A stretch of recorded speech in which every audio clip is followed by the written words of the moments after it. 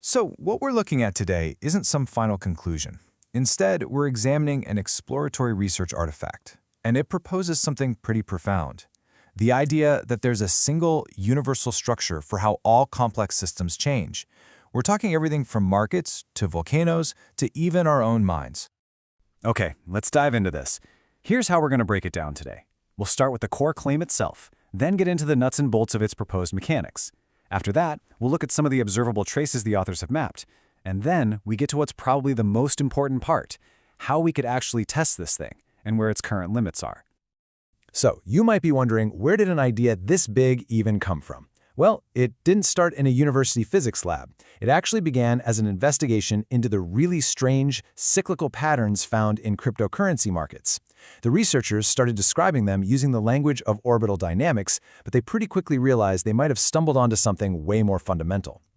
And that right there is the central, incredibly ambitious claim. In science, emergence is the word we use for how complex patterns seem to arise out of a bunch of simpler interactions. Think consciousness from neurons or a flock of birds from individual birds. This model is claiming to be a model of that process, of emergence itself. It's asserting that one single, predictable, mathematical pattern governs how all complex systems jump from one state to another. That is a huge leap, so let's take a look at what it's based on. This is where it gets really interesting. The developers say that while they were analyzing these market eruptions, they found that the underlying mathematics were identical to patterns already documented in completely separate fields. We're talking about the firing of neurons, the buildup of pressure before an earthquake, you name it. They argue they didn't just find a pattern that happened to fit a few different systems. They believe they found the universal pattern for how systems transition between states. So, if there really is a universal pattern, what's the mechanism behind it? Well, the hypothesis lays out a causal sequence, an unchangeable six-phase cycle that it claims isn't just a metaphor, but is actually mathematical. And this lays out that proposed sequence perfectly. It starts when a system gets a signal. Then it accumulates energy in what's called a stable orbit. That energy builds tension against the system's boundaries until eventually a critical threshold is breached and it ruptures. This rupture leads to an eruption, a super-fast change of state, before the system finally settles down and reforms into a new, stable orbit. So the key takeaway here is that, according to this hypothesis, all complex systems have to go through these exact stages to make a fundamental change. Now, let's get into the supporting observations. It's really important to look at this next part not as definitive proof, but as the evidence the authors are presenting for where they think this pattern shows up across wildly different fields. What's so fascinating here is how it visualizes the core argument. For example, just look at that second row for orbit. The model is saying that the stable, jittery motion of molecules in water that's heating up is structurally the same as the way a price might oscillate in a market just before a huge shift.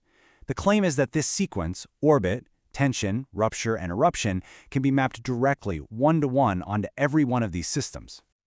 Okay, this is where we make a really important pivot. We're moving from what the model is to how we could ever know if it's actually correct. Because, an elegant model is just a nice story. A testable model? Well, that's science. Now, if this universal premise holds true, and that's a big F, the implications are pretty staggering. It suggests we could potentially create leading indicators for everything from earthquakes to social revolutions just by measuring the tension phase. It even hints at a whole new thermodynamic principle for complex systems. And this is how we get from big implications to actual investigation. The model points to concrete things we can measure. If the hypothesis is right, then measuring stuff like crustal tension rates or metrics of social trust should have real predictive power. The core testable claim is right there at the bottom. Does more stored tension consistently lead to a bigger, more energetic eruption no matter what system you're looking at? This is probably the most important question you can ask of any scientific claim. See, the hypothesis isn't that this cycle happens sometimes. It's that it happens every single time a complex system changes state. So to prove it wrong, all you'd need to do is find examples of complex systems that repeatedly transition between states without going through this specific six-phase sequence. Now, a good model is defined just as much by what it doesn't know as by what it claims to know. And being upfront about the current boundaries and the big open questions is a crucial part of the whole investigative process. The authors are really clear about the model's current status. They argue that it lines up well with existing data in markets, physics, neuroscience, and geology. But when it comes to social systems, technology, and psychology, well, there it's still just a speculative hypothesis, one that needs brand new testing from the ground up. And these aren't just minor details. They're fundamental questions that make this research so exciting. Like, what exactly determines the breaking point in any given system? Could we create a universal math for how big the eruption will be? Is the pattern fractal? Do we see little mini-cycles happening inside the larger ones? These are the huge unanswered questions that any future research has to tackle. And that brings us to our conclusion. But this isn't a summary of what we know. Think of it more like a handoff.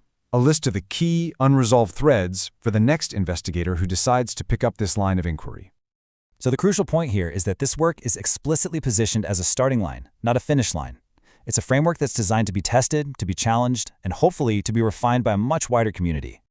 These points are really the most immediate challenges and opportunities. The work is calling for rigorous testing in the social sciences, a formal mathematical formula for that attention function, and, just as important, a focused hunt for systems where this model completely breaks down. And that, right there, is this central, provocative question this research leaves us with. It reframes the entire thing. It's not about finding cute analogies between systems. It's about asking if there's a fundamental, universal physics to how new things come into being. And that's an open invitation to scientists, to thinkers, to investigators everywhere to test it, to question it, and to find out.